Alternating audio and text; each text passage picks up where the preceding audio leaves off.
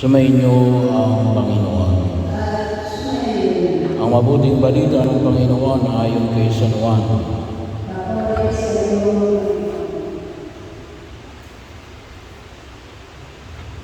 Kinabukasan, nakita ng mga taong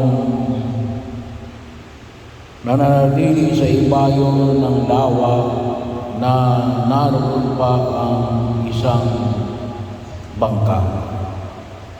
Alam nilang si Jesus ay hindi kasama ng mga lagad sapagkat ang mga ito lamang ang sumakay sa bangka at umalis. Dumating naman ang ilang bangkang galing sa Tiberias at sumunod sa lugar na malapit sa kinaloonan nila.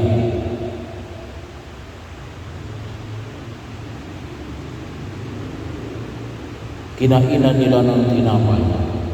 Matapos magpasalamat ang Panginoon, nang makita ng mga tao na wala na roon sa Jesus ni ang kanyang mga alagad, sila'y sumakay sa mga bangka at pumunta rin sa Capernaum upang hanapin si Jesus.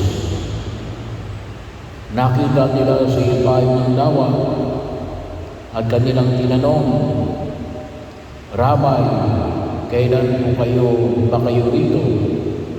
Sumagot si Jesus, "Sinasabi ko sa inyo, hinahanap ninyo ako hindi dahil sa mga kababalagang nakita ninyo, kundi dahil sa nakakain kayo ng tinapay at nabusog.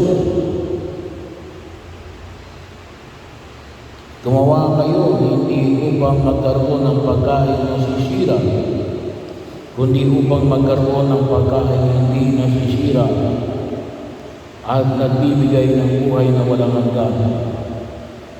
Ibibigay ito sa inyo ng Anak ng Tao, sapagkat siya ang binigyan ng kapangyarihan ng Diyos Ama." Kaya siya'y tinanong nila, "Ano po ang dapat natin gawin upang aming maganap ang kalooban ng Diyos?" "Ito ang ipinagagawa sa inyo ng Diyos. Manalig kayo sa sinugo niya." Tugon ni Jesus. Ang mabuting balita ng Panginoon.